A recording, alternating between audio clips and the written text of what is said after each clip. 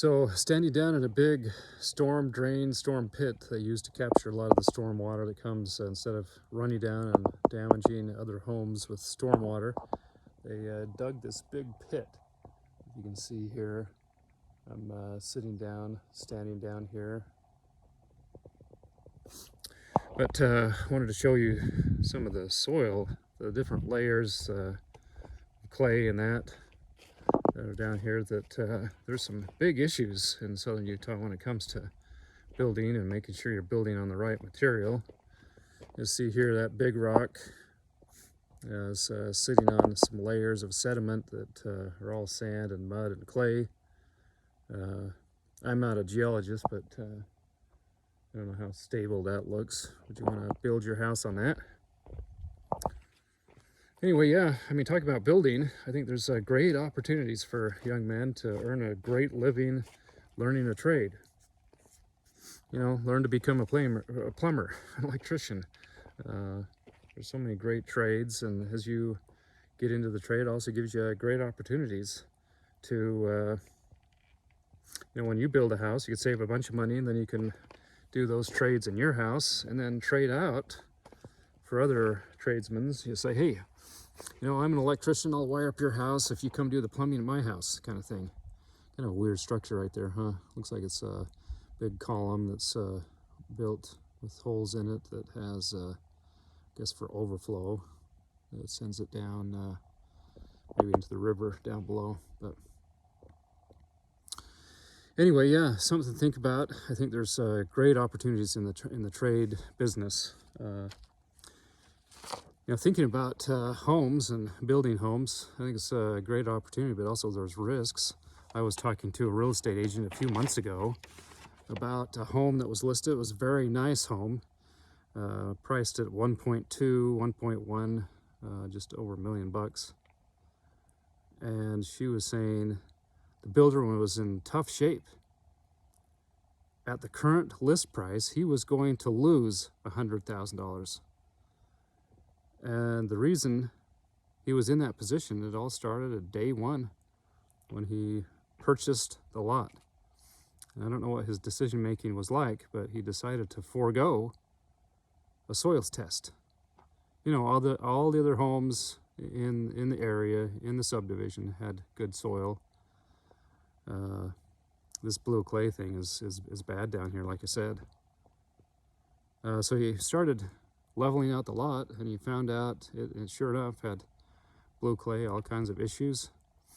And so the city, all those people got involved, were like, hey, to make this a good home that doesn't settle, you have to build on bedrock. And he had to dig down 18 feet to get to bedrock, take all that material out, replace it with good fill that wouldn't settle. This blue clay stuff is bad news. The problem is, you know, it's like a ribbon. I couldn't find any here, I was going to show you, but in some places it might be thicker, some places it might be thinner, and so when it gets wet, it expands. And so it's going to lift your house maybe 2 inch, 1.5 inches, and then some areas of your home, maybe it wouldn't lift it at all. And so you've got huge issues, huge problems. How much settlement can you have before like pipes start breaking? Because they're underground and they don't like a lot of movement. Second example of building on unstable material. I have a coworker, it's also a friend, that told me about the first home that he bought. He said when he moved into this area, he started noticing after a few months, after a wet spring or winter, that there were issues. There were cracks where the walls met the ceiling. Cracks started appearing, and not just the hairline stuff that you expect, but 1/4 inch, 1/2 inch, big cracks. And even though he tried to caulk and patch, they would just show up again and get worse. And he went outside and noticed around windows, around the stucco, big cracks were appearing. So there was a problem. During this time, he also had a call from a neighbor that said, hey, I think we've got a big problem here. The neighbor's yard has a pool, and after that big rainstorm that we had, or whenever, it developed a huge crack. It lost its integrity, and the whole pool drained into the neighbor's yard. And the more they found there were issues, they started doing some research and got copies of the original development plans, the soils tests, and they found out that there were major issues with the area, not just the 1 or 2 homes, but the whole first phase had issues. And this builder was told that he needed to over excavate. He needed to put rain gutters on all the homes to direct the water away from the foundation, and also put like a 1 to 2 foot skirt, concrete skirt around the house to keep the water away. And guess what? He didn't do any of it. Very sad. A lot of people are in tough shape because of this guy and he wanting to save money. It was really bad news. Of course, the builder was out of business. They couldn't do anything to help remediate the issues. There are ways to fix the problem, but you've got to take,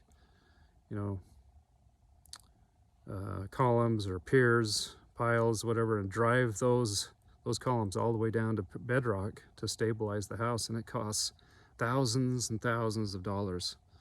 Better just to do it right the first time instead of trying to do it after you've got a house sitting on it. So how far down in your life do you have to dig before you get to bedrock, something stable to build your life on? Do you need to dig down 18 feet? Really over excavate and get rid of all of that overburden that's just not stable.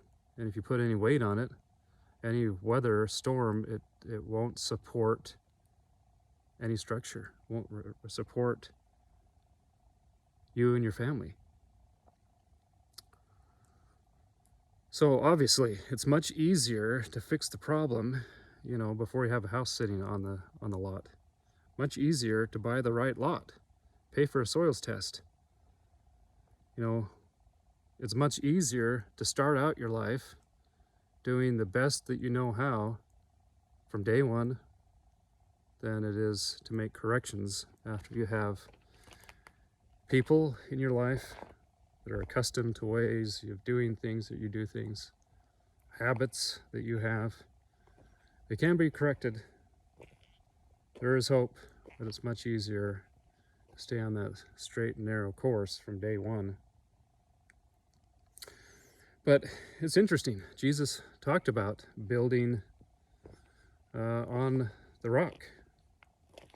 What does that mean? What does it mean to build on a rock? How do you build your life on a rock? What can be done? And in Matthew 7, verse 24, the whole chapter, he's giving the Sermon on the Mount, and he's giving great wisdom, sharing principles, teaching, giving direction, and very valuable stuff. I'd recommend you go read the whole chapter. And he says in verse 24, "Therefore, whosoever heareth these sayings of mine and doeth them, I will liken him unto a wise man, who built his house upon a rock." So, as we learn of great principles to live by and put them into action, we advance and we build on a rock. And as we do that, we're taught, how to act, how to speak, how to think, how to feel. And it's a process. It's a living process, taking away all of that blue clay and unstable stuff in our lives. You really do have to remove all of the debris between you and him. saying, I am nothing before the Lord. You know, to build on that foundation, you have to remove all of that stuff. There's nothing left in us. We can't build on Him if our house, our foundation, there's something between us and that bedrock. Maybe you remove 10 feet, 15 feet. There's still that unstable soil that's between you and Him. Even if you think the things in your life are holy and are right, all things are subject to His wisdom and His removal. It really takes a lot of humility to come down to the fact saying, I am nothing and you're everything. Tell me what I need to change. Tell me what I need to improve. You know, He is the source of all good in our lives. What a great opportunity we have to present ourselves to Him and for Him to say, these things are good and are right, and these things are not right. Everything's on the table. Everything can be sacrificed according to His wisdom. What does it mean to build on sand? You know, there's a lot of uncertainty in life. There's a lot of leaders that will say one thing is good one time, and then years down the road, oh, hey, we were wrong. That's not good. Change their minds. Leaders, politicians, mentors, some teachers. You know, one day it's good, the next day it's not. So there's this variableness. Maybe you even think, you know, I know better. I know better than my parents. I know better than these leaders. I know better than this old book called the Bible. It really needs to be rewritten for our day. There's no point to it. I'll just go out and figure things out on my own. You know, there's a easy way to do things, and that would be probably considered a very difficult way to go out and test these things on your own instead of adopting what the Lord has told us is best in our lives. So why is Jesus called the rock? Because His teachings are eternal. They never change. What is right is right. What is wrong, and what is right will never be wrong, and vice versa. You know, it doesn't change.